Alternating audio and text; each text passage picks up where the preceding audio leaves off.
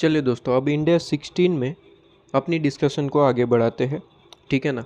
चलिए, अब last lecture में हमने कहाँ तक पढ़ाई की थी? हमने इलस्ट्रेशन नंबर 2 देख लिया था बेसिकली। ठीक है, इलस्ट्रेशन नंबर 2 कंप्लीट किया था। हाँ जी, और एक पास्ट पेपर का क्वेश्चन भी मैंने आपको साथ ही साथ करवा दिया था। ठीक है, तो ये टॉपिक बेसिकली वहीं पे ख़त्म हो जाता था। अब यहाँ पे हमारे पास में एक नया टॉपिक शुरू करना है, सब्सिक्वेंट मेज़रमेंट। ठीक है, ये आपके पास में इनिशियल मेज़रमेंट का पॉइंट था ये पूरे का पूरा, कि जब हम कोई प्रॉपर्टी प्लांट इक्विपमेंट लेके आते हैं, ठीक है, तो उस टाइम पे उसकी वैल्यू कितनी मेज़र की जाएगी। ठीक है, तो जैसे ही नया प्रॉपर्टी प्लांट इक्विपमेंट आया तो वो आपके पास में क्या है सर? वो आपके पास में है इनिशियल मेजरमेंट। अब हम देखने जा रहे हैं सब्सिक्वेंट मेजरमेंट, मतलब कि ऑलरेडी प्रॉपर्टी प्लांट इक्विपमेंट आ चुका है, उसका आपने मेजरमेंट भी कर लिया होगा इनिशियली। अब आपके पास में ऑलरेडी प्रॉपर्टी प्लांट इक्विपमेंट है, अब टाइम टू टाइम इसकी मेजरमेंट आप कैसे करेंगे? ठीक है, तो उसके लिए आपके पास में है सब्सिक्वेंट मेजरमेंट, मतलब कि एक बार मेजरमेंट हो चुका है उसके बाद नेक्स्ट टाइम मेजरमेंट करेंगे तो उसे हम कहते हैं सब्सिक्वेंट मेजरमेंट। तो ये था इस इनिशियल मेजरमेंट। अब पढ़ने जा रहे सब्सिक्वेंट मेजरमेंट आपके पास में। ठीक है, यहाँ पे लीजिए, सब्सिक्वेंट मेजरमेंट हमने हेडिंग दे दिया आपके पास में। ठीक है ना, सब्सिक्वेंट मेजरमेंट ये था आपके पास में जो मेजरमेंट हमने हेडिंग दिया था, इनिशियल मेजरमेंट। ठीक है, अब यहाँ पे है आपके पास में सब्सिक्वेंट मेजरमेंट, वही येलो कलर से ही मार्क कर देते हैं ताकि आपको पता रहे। ठीक है ना, चलिए,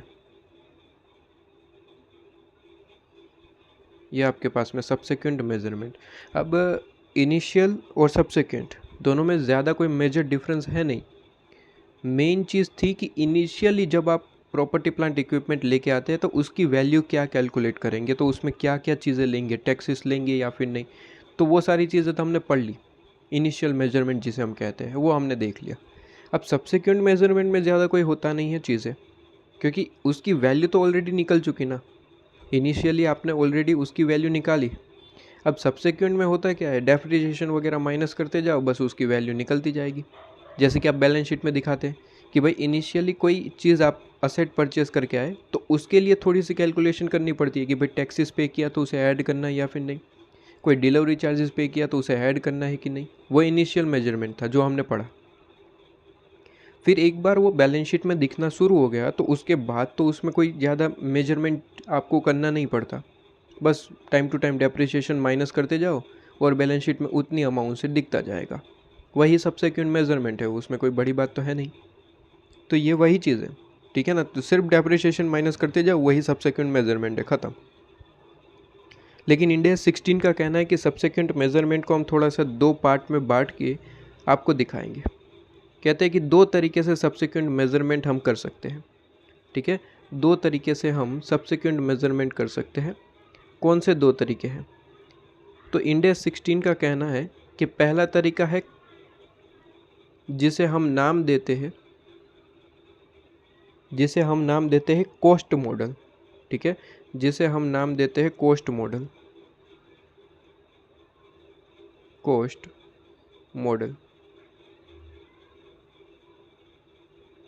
ठीक है, एक और तरीका उन्होंने बताया इंडिया 16 ने, कहते हैं कि एक और तरीका है जिसे हमने नाम दिया है रिवैल्यूएशन मॉडल। ठीक है, रिवैल्यूएशन मॉडल।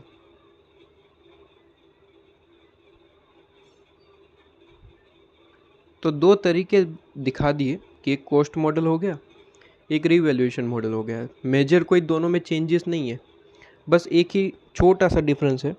कहते हैं कॉस्ट मॉडल में ऐसा है कि जो मैंने अभी अभी आपको डिस्कस किया कि भाई इनिशियली कोई असेट लेके आए तो उसका आपने अच्छे से पूरे का पूरा कैलकुलेशन किया, जैसे कि हमने ऑलरेडी पढ़ा इनिशियल मेजरमेंट कि भाई अगर परचेस करके लाए हो तो परचेस कॉस्ट लेना है, डिलीवरी वगैरह चार्जेस है तो वो लेना है, टैक्सेस में आपके पास में नॉन रिफंडेबल है तो ऐड करिए, रिफंडेबल है तो मत लेना, वो सारी चीज़ें इनिशियल मेजरमेंट। तो उससे आपने अपनी कॉस्ट निकाली और बैलेंस शीट में शो कर दिया कि भाई ये अपना आपके पास में असेट हो गया। ठीक है, और जैसे कि मैंने कहा कि फिर हर साल आप क्या करेंगे, डेप्रिसिएशन माइनस कर करके उसकी वैल्यू शो करते रहेंगे, ख़त्म। तो ये आपके पास में क्या था, ये कॉस्ट मॉडल था। ठीक है, तो कॉस्ट मॉडल में मैंने क्या कहा, वही चीज़ आपको यहाँ पे लिख लेनी है कि कॉस्ट मॉडल में मैंने क्या कहा। कहते हैं कि आपको ऑलरेडी कॉस्ट दिख रही होगी। ठीक है, आपको असेट की ऑलरेडी कॉस्ट दिख रही होगी, तो वही कॉस्ट में से आपको क्या करना है, बस डेप्रिसिएशन माइनस करते चलना है। तो कहते हैं यहाँ पे माइनस एक्यूमुलेटेड डेप्रिसिएशन करते जाइए। ठीक है, कहते हैं अक्यूमुलेटेड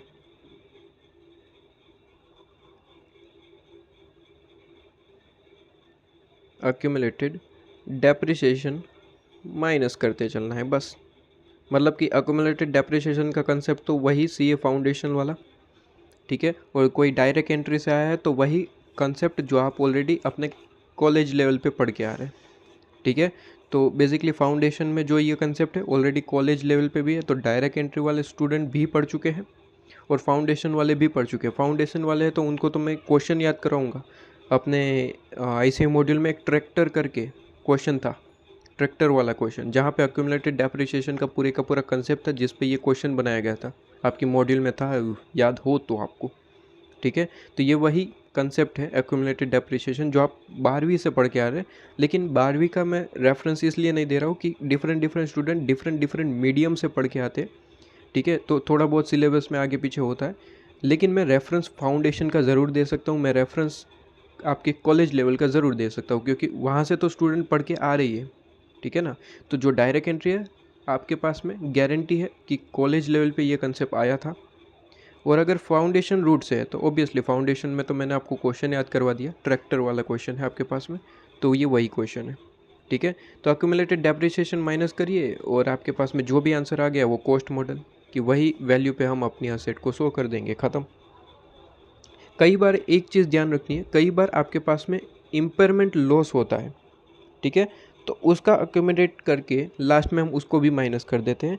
लेकिन इम्पेयरमेंट लॉस होता क्या है वो इंड एस 36 में आपको पढ़ना है। मतलब कि अभी आपको ये पॉइंट लिखना है लेकिन समझना नहीं है, वो इंड एस 36 जब आएगा तब ये आपको पता चल जाएगा। तो यहाँ पे सिर्फ लिख के छोड़ देते।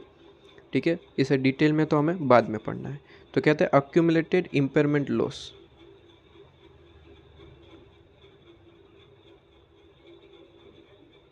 अक्यूमुलेटेड इम्पेयरमेंट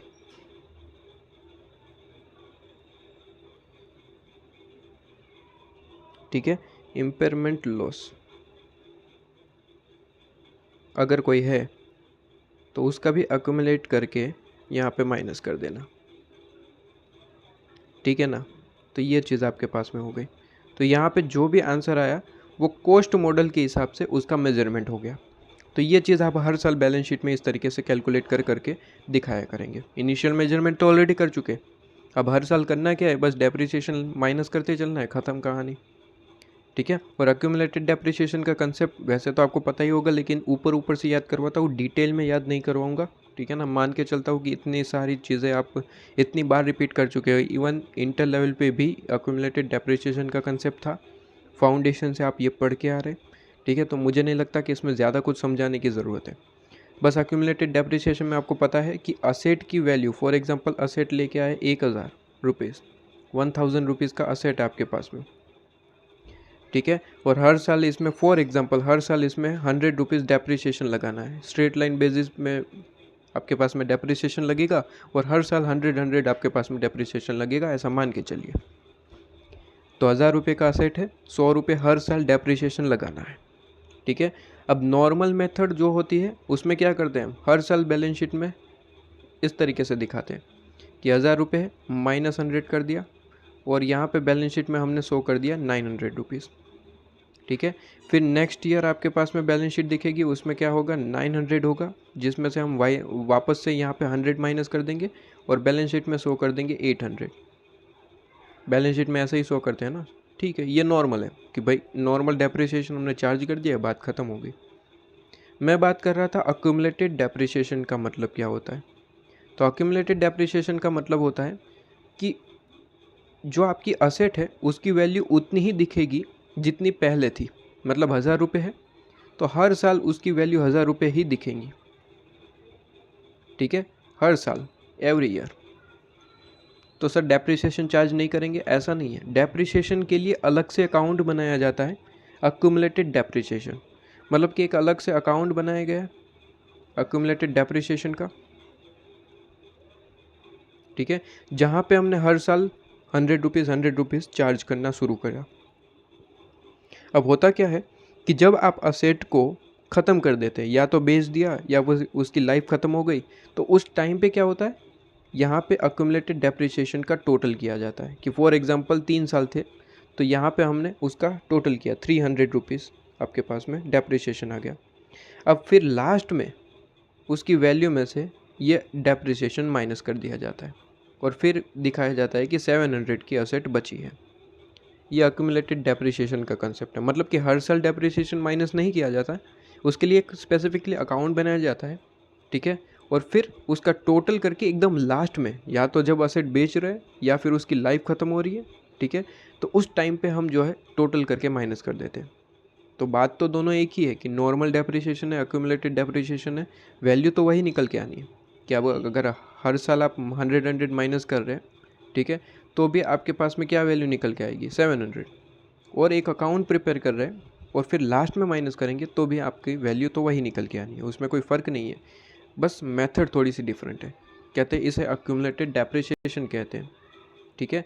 तो हर साल डेप्रिसिएशन माइनस नहीं होता, इसके लिए स्पेसिफिकली अकाउंट बनाया जाता है, और फिर जब असेट बेचेंगे या फिर आप जो है उसे डिसमिस करेंगे, तो उस टाइम पे आप क्या करेंगे, उसकी टोटल करके वैल्यू में से माइनस कर देंगे, जिसे हम अक्यूमुलेटेड डेप्रिसिएशन कहते हैं। क्लियर है? तो ये चीज़ आपके पास में हो जाती है।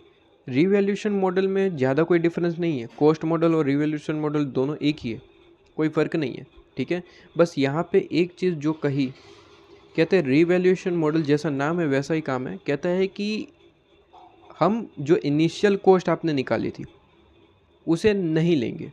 कॉस्ट मॉडल ने क्या कहा, कॉस्ट मॉडल ने कहा कि इनिशियल जो आपने कॉस्ट निकाली थी बस उसमें से एक्यूमुलेटेड डेप्रिसिएशन और इम्पेयरमेंट लॉस है तो वो माइनस कर देना, बस बात ख़त्म। इम्पेयरमेंट लॉस आप जो है इंडेक्स लिख लीजिएगा यहाँ पे इम्पेयरमेंट लॉस जो है वो इंडेक्स 36 में पढ़ेंगे तो यहाँ पे लिखा होगा तो अच्छा रहेगा, ठीक है, इंडेक्स 36 में। ओके, तो इम्पेयरमेंट लॉस आपको वहीं पे पढ़ना है। ये हो गया आपके पास में कॉस्ट मॉडल का पूरे का पूरा कैलकुलेशन। तो ये कॉस्ट मॉडल हो गया। कॉस्ट मॉडल ने कहा कि जो इनिशियल आपने कैलकुलेशन करके जो कॉस्ट निकाला है, ठीक है ना, जो कॉस्ट आपने निकाला है वही कॉस्ट लेंगे, जिसमें से अक्यूमुलेटेड डेप्रिसिएशन माइनस कर देंगे, इम्पेयरमेंट लॉस है तो वो माइनस कर देंगे, बात ख़त्म। रिवैल्यूएशन मॉडल का कहना थोड़ा सा अलग है। रिवैल्यूएशन मॉडल का कहना है कि इनिशियली तो जो किया वो ठीक है, लेकिन हम उसकी वापस से रीवैल्यू करवाएंगे, ठीक है, उसकी क्या करवाएंगे, रीवैल्यूएशन करवाएंगे। तो कहते हैं रीवैल्यूएशन से जो आपके पास में अमाउंट आया वो हम लेंगे, ठीक है। तो कहते हैं कि उस टाइम पे हम वापस से रीवैल्यूएशन करेंगे, बेसिकली हम फेयर वैल्यू कहते हैं, ठीक है, कि fair value on the date of revaluation. तो हम उस टाइम की फेयर वैल्यू लेते हैं, फेयर वैल्यू, ठीक है, at the time of revaluation. ये उस टाइम पे फेयर वैल्यू क्या है वही हम लेंगे, तो वो चीज़ हमने ले ली।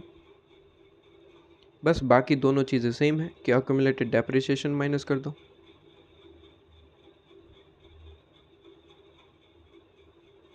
इम्पेयरमेंट लॉस माइनस कर दो,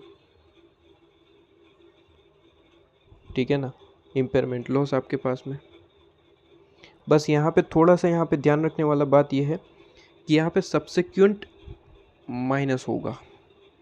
ये क्या चीज़ है मैं बताऊँगा, यहाँ पे पूरा ही लिख लीजिए, subsequent accumulated depreciation.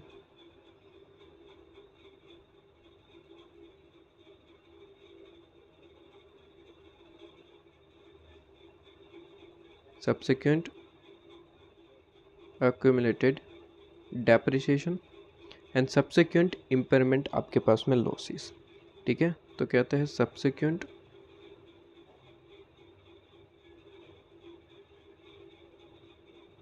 accumulated impairment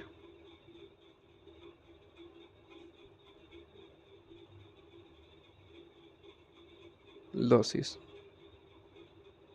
ठीक है, जो कि इंड एस 16 में आप पढ़ेंगे, तो वो चीज़ भी हम माइनस कर देंगे। और जो आपके पास में अमाउंट आ गया, ठीक है, जो आपके पास में अमाउंट आ गया वो क्या हो गया, रीवैल्यूएशन मॉडल के हिसाब से उसकी मेजरमेंट आ गई, ठीक है। तो ये आपके पास में दोनों में डिफरेंस है कि कॉस्ट मॉडल और रीवैल्यूएशन मॉडल ये आपके पास में है, ठीक है। तो आप चाहे तो कॉस्ट मॉडल अपनाइए, आप चाहे तो रीवैल्यूएशन मॉडल, दोनों में से आप कोई भी यहाँ पे आप जो है एक्सेप्ट कर सकते हैं, इसमें कोई दिक्कत वाली बात नहीं है, ठीक है। तो आप जो चाहे उस तरीके से जो है यहाँ पे इसको एक्सेप्ट कर सकते हैं, इसमें कोई दिक्कत वाली बात नहीं है। तो ये आपके पास में हो गया कॉस्ट मॉडल और ये रिवॉल्यूशन मॉडल ये आपके पास में, ठीक है, ये पॉइंट हो गया। अब यहाँ पे आपको ये तो फ्रीडम है कि कॉस्ट मॉडल अपनाइए या फिर रिवॉल्यूशन, वो आपके ऊपर, आपको जो अच्छा लगे आप अपना सकते हैं, ठीक है। आपको लग रहा है कि कॉस्ट मॉडल में बेनिफिट है तो वहाँ पे जाइए, आपको लग रहा है रिवॉल्यूशन मॉडल में बेनिफिट है तो आप वो अपनाइए। यहाँ पे इंडेक्स 16 ने ऐसा कहा है कि आप दोनों में से कोई भी आप जो है मॉडल अपना सकते, लेकिन ध्यान रहे क्लास ऑफ असेट के लिए आप कोई एक ही मॉडल अपना सकते हैं। मतलब कहते हैं कि क्लास ऑफ असेट के लिए सेम मॉडल आप जो है अप्लाई करेंगे, ठीक है। तो यहाँ पे कहते हैं same model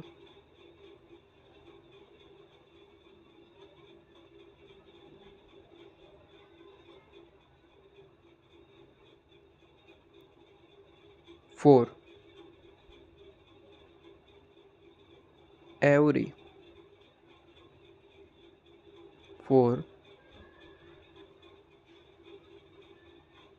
every asset in the class,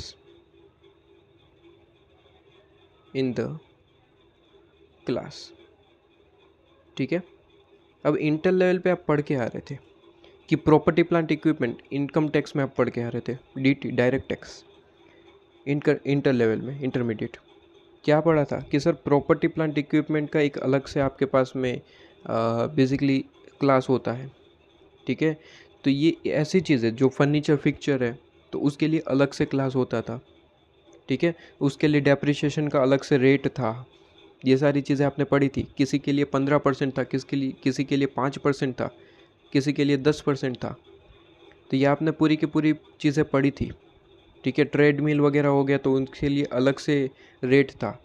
तो वहाँ पे डेप्रिसिएशन के लिए डिफरेंट डिफरेंट क्लासेस बनाए गए थे, ये आपको याद होना चाहिए। वैसे फाइनल लेवल पे भी डीटी में है, ठीक है, वही चीज़ तो दोनों लेवल पे है। इंटर में तो वैसे पढ़ के आ रहे हैं तो आपको याद होगा कि डेप्रिसिएशन के लिए उन्होंने डिफरेंट डिफरेंट क्लासेस बना रखे थे, जैसे कि प्रॉपर्टी प्लांट इक्विपमेंट में क्या क्या चीज़ें आएगी और उस पर कितना % डेप्रिसिएशन लगेगा, ठीक है। ऑफिस बिल्डिंग हो गया आपके पास में, जो फैक्ट्री लेवल पे जो बिल्डिंग है वो हो गया, तो उसको डिफरेंट मानेंगे या फिर सिंगल ही मानेंगे, ये सारी चीज़ें, ठीक है। तो ये वही चीज़ कि डिफरेंट डिफरेंट क्लासेस है तो उसके लिए डिफरेंट डिफरेंट आप मॉडल अपना सकते हैं। लेकिन कोई एक क्लास की डिफरेंट डिफरेंट असेट है तो उसके लिए डिफरेंट डिफरेंट आप मॉडल अपना नहीं सकते, एक ही मॉडल अप्लाई होगा। जैसे कि मैं एग्जांपल देता हूँ, मैंने कहा एक लैंड एंड बिल्डिंग का मैंने एक क्लास बना रखा है, ठीक है, लैंड एंड बिल्डिंग का एक क्लास है, ठीक है। तो ये आपके पास में लैंड एंड बिल्डिंग का पूरा क्लास हो गया, ये लीजिए, जहाँ पे काफ़ी सारे लैंड्स एंड बिल्डिंग है मेरे पास, ठीक है। ये आपके पास में बिल्डिंग हो गई, यहाँ पे आपके पास में पूरा का पूरा लैंड है, ठीक है। ये आपके पास में सेकंड बिल्डिंग हो गई। तो काफ़ी सारी बिल्डिंग जो है वो हमारे पास में है, जो हमने यहाँ पे एक क्लास बना रखा है, ठीक है। तो ये आपके पास में पूरे का पूरा क्लास हो गया लैंड एंड बिल्डिंग का। तो मैंने कहा कि एक बिल्डिंग पे मैं कॉस्ट मॉडल लगा दूँ, दूसरी बिल्डिंग पे मैं रिवैल्यूएशन मॉडल लगा दूँ, क्या ये सही रहेगा? Answer is no. रूल कहता है कि एक क्लास की अंदर जितनी भी असेट है सब पे एक ही मॉडल अपना सकते हैं, या तो कॉस्ट मॉडल अपनाइए या फिर रिवैल्यूएशन। क्या बात समझ में आ रही है? हाँ, दूसरे अगर आपके पास में कोई क्लासिफिकेशन है तो उसमें आप डिफरेंट अपना सकते हैं, कोई दिक्कत नहीं है।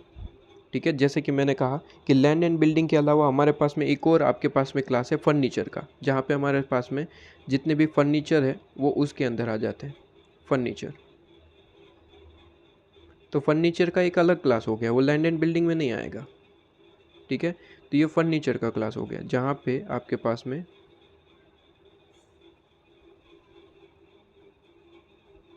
ये आपके पास में फर्नीचर का क्लास। ठीक है, ये लीजिए। तो फर्नीचर के अंदर डिफरेंट डिफरेंट फर्नीचर्स आ गए।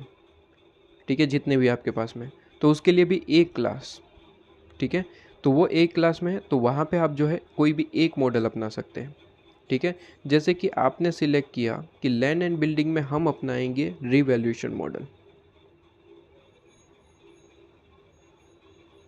ठीक है, रिवैल्यूएशन मॉडल। तो एवरी बिल्डिंग्स एंड लैंड्स पे आपको जो है रिवैल्यूएशन मॉडल कंपलसरी अप्लाई हो जाएगा। फिर आप ये नहीं कहेंगे कि एक बिल्डिंग पे रिवैल्यूएशन होगा, दूसरी बिल्डिंग के कॉस्ट होगा, ऐसा नहीं हो सकता। एक क्लास इज इक्वल टू एक मॉडल, बस खत्म। हाँ, फर्नीचर में आप ये चाहे तो कह सकते हैं कि कॉस्ट मॉडल हम फर्नीचर में अपनाना चाहते हैं, तो वहाँ पे ठीक है कि डिफरेंट डिफरेंट क्लास के लिए आपके लिए फ्रीडम है कि डिफरेंट क्लास बदलते ही आप अपना मॉडल बदल सकते हैं। क्लास बदल गया, मॉडल बदल सकते हैं, कोई दिक्कत नहीं है। ठीक है, तो यहाँ पे आप चाहे तो कॉस्ट मॉडल अपना सकते हैं, ठीक है। लेकिन फिर फर्नीचर के अंदर जितनी भी एसेट है उस पर कॉस्ट मॉडल ही अप्लाई होगा, उस पर फिर डिफरेंट नहीं आएगा। ठीक है, तो ये इंपॉर्टेंट पॉइंट है कि भाई क्लास के अंदर जितनी भी एसेट है सारी की सारी आपके पास में क्या हो जाएगी सर, अप्लाई हो जाएगी एक मॉडल के अंडर। ठीक है, ये चीज़ आपके पास में। एक और चीज़ इंपॉर्टेंट पॉइंट ये था कि यहाँ पे इंडेक्स 16 के हिसाब से कहा गया है कि बिल्डिंग के दो क्लासेस बनाए गए। जो आप यहाँ पे देख रहे हैं कि लैंड एंड बिल्डिंग, उसमें दो क्लासिफिकेशन दिए गए। कहते हैं इंडस्ट्रियल बिल्डिंग और एक ऑफिस बिल्डिंग, ये दोनों को डिफरेंट डिफरेंट क्लास माना गया है। ठीक है, कहते हैं इंडस्ट्रियल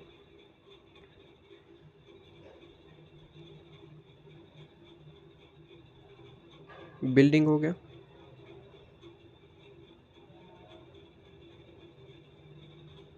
ठीक है, and industrial building and office building आपके पास में।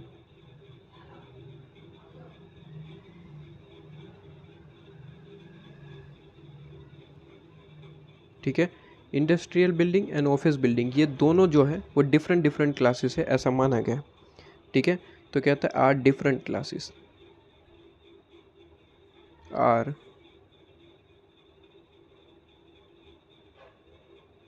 Different classes. अब ये डिफरेंट क्लासेस हो गया, इसका मतलब आप खुद समझ सकते हैं कि इंडस्ट्रियल बिल्डिंग्स में जितनी भी इंडस्ट्री के हिसाब से हमारे जो बिल्डिंग्स है और जो हमारी ऑफिस के लिए बिल्डिंग्स है वो दोनों डिफरेंट क्लास हो गए। मतलब कि इंडस्ट्रियल बिल्डिंग पे मैं डिफरेंट मॉडल अपना सकता हूँ और ऑफिस बिल्डिंग जितनी भी है उस पर मैं डिफरेंट मॉडल जो है वो अप्लाई कर सकता हूँ।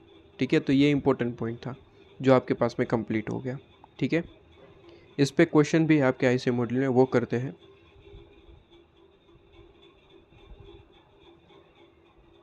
ये रहा, देखिए इलस्ट्रेशन नंबर 3, ये उस पे आपके पास में ये क्वेश्चन यहाँ पे डाल दिया गया। सिंपल सा क्वेश्चन है, देखिए ज़रा क्या क्या था। इलस्ट्रेशन नंबर 3 था या फिर 4 था, 1 मिनट, 3 तो वो नहीं है जी, 4 है। इलस्ट्रेशन नंबर 4 पे आएंगे। इलस्ट्रेशन नंबर 4 जो है वो हमारे जो हमने ये अभी अभी कॉन्सेप्ट पढ़ा उस पे बेस है। देखिए ज़रा एक बार के लिए क्या चीज़ है इस पे। कहते हैं वेनस लिमिटेड करके कोई कंपनी है, लार्ज मैन्युफैक्चरिंग ग्रुप है, और कहता है it owns considerable number of industrial building. तो उनके पास इंडस्ट्रियल बिल्डिंग्स हैं, उनके पास जैसे कि इंडस्ट्रियल बिल्डिंग में उन्होंने कहा सच एज फैक्ट्रीज एंड आपके पास में वेयर हाउसेज है, प्लस उनके पास ऑफिस बिल्डिंग्स भी है। ठीक है, तो दोनों चीज़ें हैं, इंडस्ट्रियल बिल्डिंग भी है, ऑफिस बिल्डिंग भी है, तो ये चीज़ आपको बताया गया। ठीक है, कोई दिक्कत नहीं है। तो इंडस्ट्रियल बिल्डिंग, ऑफिस बिल्डिंग दोनों चीज़ें हैं। ओके, आगे क्या कहता है कहता है industrial building are located in industrial area, और ऑफिस बिल्डिंग जो है वो सेंट्रल बिजनेस के लिए डिस्ट्रिक्ट के अंदर, हमारे सिटी के अंदर है।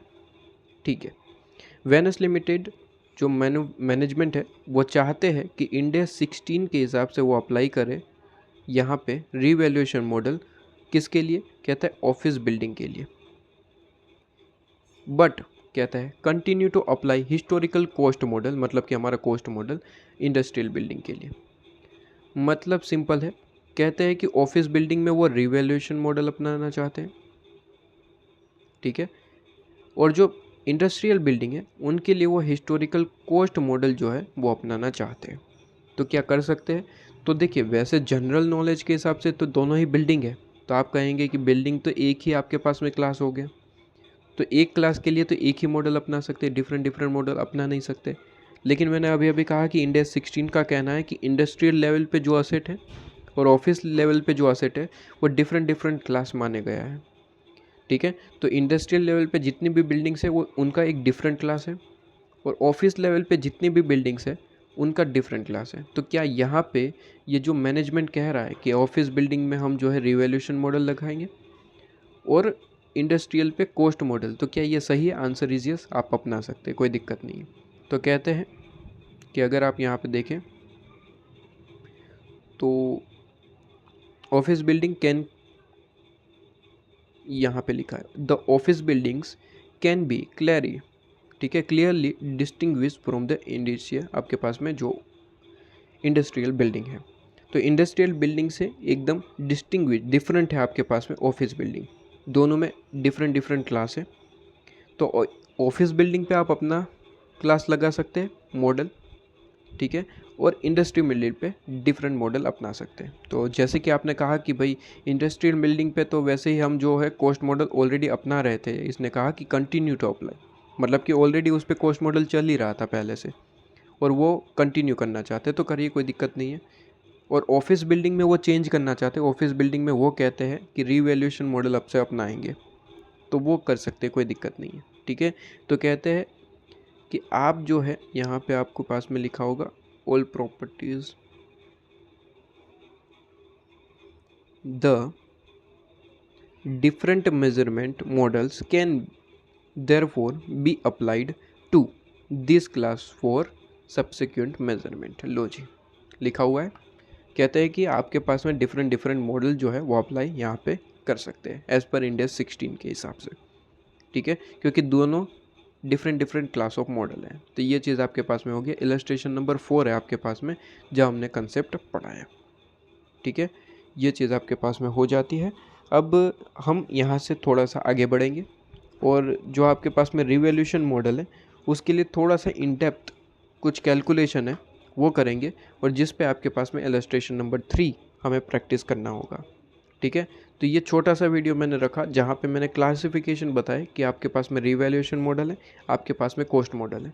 अब नेक्स्ट वीडियो हम बनाएंगे जहाँ पे हम रिवैल्यूएशन मॉडल के बारे में पूरे का पूरा जो कंसेप्ट है वो हम डिस्कस करेंगे। ठीक है, तो रिवैल्यूएशन मॉडल के बारे में थोड़ा सा यहाँ पे कंसेप्ट है बड़ा, तो उस पर अब हम आगे बढ़ना है, रिवैल्यूएशन मॉडल। ठीक है, तो अब हमें यहाँ पे रिवैल्यूएशन मॉडल पे आगे बढ़ना है। ओके, तो रिवैल्यूएशन मॉडल हेडिंग दे देंगे आप।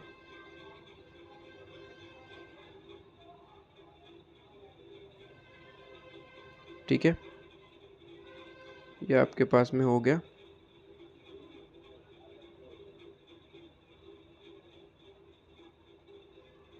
रिवैल्यूएशन मॉडल आपके पास में,